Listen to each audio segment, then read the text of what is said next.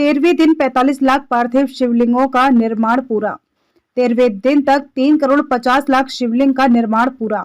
11 करोड़ प्रतीक शिवलिंग निर्माण हेतु भक्त ने बनाई आकर्षक शिवलिंग। 11 करोड़ पार्थिव शिवलिंग निर्माण हेतु भक्त ने बनाई आकर्षक शिवलिंग। 11 करोड़ पार्थिव शिवलिंगों के निर्माण अभियान के 13वें दिन तक 45 लाख पार्थिव शिवलिंगों का निर्माण पूरा हो गया। इस अभियान में बड़ी संख्या में महिला श्रद्धालु और बच्चे भी सम्मिलित हुए। अभियान में जुड़ने वाले श्रद्धालु 8 बजे सुबह से शाम 5 बजे तक पार्थिव शिवलिंगों के निर्माण में तन्मयता से जुटे रहे। स्वामी ब्रजेशानंद महाराज ने सत्संग कर भगवान कृष्ण के लीला के बारे में वर्णन किया। लगातार जहां लोगों की संख्या बढ़ रही है, वहीं महाराज ब्रजेशानंद के द्वारा बताए गए कि आने वाले समय में भक्तों की काफी भीड़ होगी। लगातार शिवलिंग निर्माण का कार्य जारी है। शिवलिंग निर्माण हेतु अन्य संगठन की महिला हिस्सा ले रही हैं।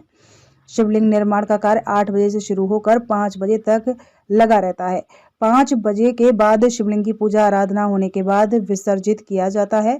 शनिवार को 45 लाख के ऊपर शिवलिंग बनाए गए। शिवलिंग निर्माण हेतु 26 उपकेंद्र बनाए गए हैं, जिनमें कुल मिलाकर 45 लाख शिवलिंग का निर्माण हुआ। अब तक कुल मिलाकर 3 करोड़ 50 लाख शिवलिंग का निर्माण किया गया है। नारी शक्ति महिला प्रेरणा संकुल समिति संगठन के ब्लॉक मिशन प्रबंधक नमिता सिंह, IPRP कंचनपाल, बैंक सखी अंशु आदि लोग मौजूद रहे। गुड मॉर्निंग भारत संवाददाता RC पांडे की रिपोर्ट। यह आयोजन श्री राम जन्मभूमि अयोध्या धाम के निमित्त है और कभी 2019 में मेरे द्वारा संकल्प लिया गया था कि हे परमात्मा शंकर, भगवान राम जब कभी मृत्युलोक पे रहा करते थे, नर लीला किया करते थे, तो उस समय लंका पार जाने से पहले उन्होंने पार्थिव शिवलिंग की आराधना की थी। मानस में बाबा ने लिखा भी, लिंग था विधिवत करी पूजा, शिव समान प्रिय मोहि न दूजा।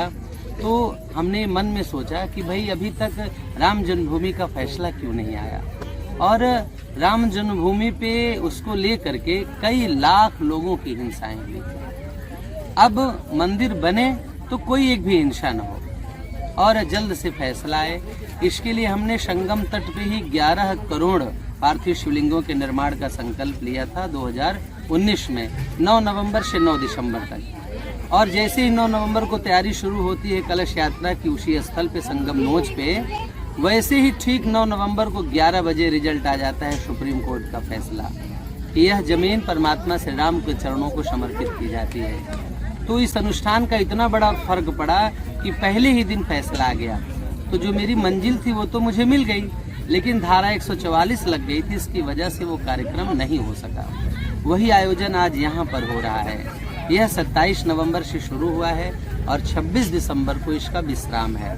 पूरे भारत में ही नहीं, विश्व में पहली बार है और इसके कई उपकेंद्र बनाए गए हैं। ये सुजावन महादेव का स्थल देवरिया, भीटा, घूरपुर, प्रयागराज में है, यह मुख्य केंद्र है और 26 उपकेंद्र भी इसके बनाए गए हैं। यानी 27 जगहों पर से एक साथ पार्थिव शिवलिंगों का निर्माण हो रहा है। इस कार्यक्रम में सूर्योदय से सूर्यास्त तक पार्थिव शिवलिंगों का निर्माण होता है।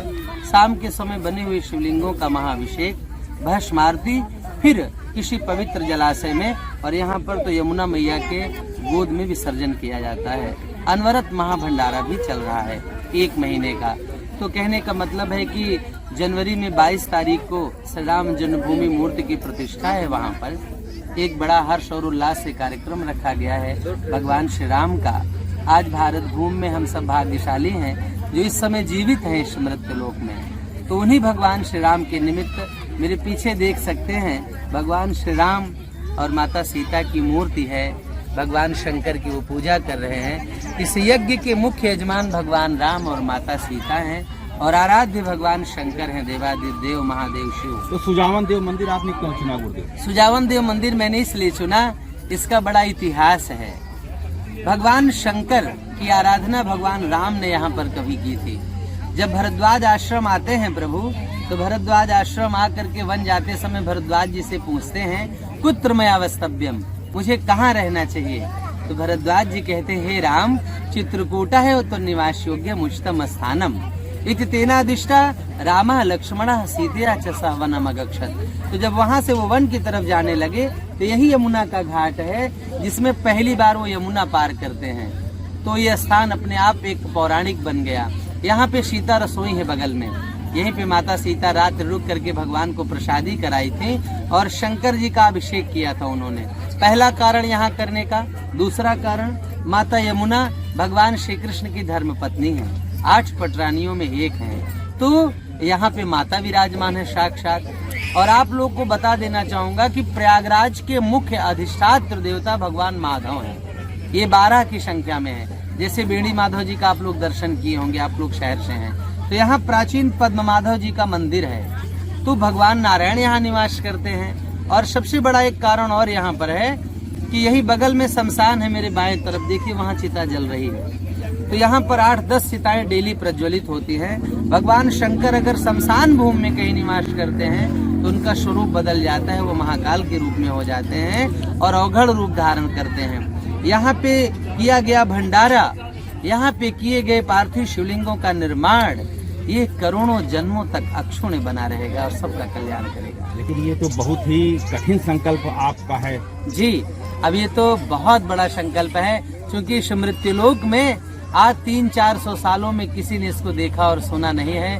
11 करोड़ पार्थिव शिवलिंगों की आराधना, जिसके मुख्य यजमान भगवान राम और माता सीता हैं, पहली बार इस मृत्युलोक पे देखने को मिला। इन पार्थिव शिवलिंगों का फिर क्या नाम से यमुना जी में फिर उनको प्रवाहित किया? जी, अभी शाम को इनका पूजन होगा, अभिषेक होगा और भस्म आरती के बाद जैसा कि विसर्जन होगा। 27 नवंबर से इस कार्यक्रम की शुरुआत हुई थी, आज 13वां दिन है। अब तक कितने शिवलिंग बन चुके हैं? जो 11 करोड़ पार्थिव शिवलिंग आप का उद्देश्य था, जो संकल्प था, अब तक कितने शिवलिंग निर्माण हो चुके हैं? अब तक 3 करोड़ पार्थिव शिवलिंगों का निर्माण कल तक हो चुका है। और मुझे आशा ही नहीं, दृढ़ विश्वास है, ये हमारी भारत भूमि, ये हमारी 12 की धरती, ये हमारे जनपदवासी इतरेतर जनपदों से भी भक्तगण आ रहे हैं। मुझे भरोसा है, पूर्ण विश्वास है कि 11 करोड़ क्या 12-13 करोड़ बना लेंगे लोग, ऐसा मुझे विश्वास है भक्तों पर। आपका परिचय? स्वामी ब्रजेशानंद जी महाराज, मनकामेश्वर धाम, लालापुर, प्रयागराज। धन्यवाद।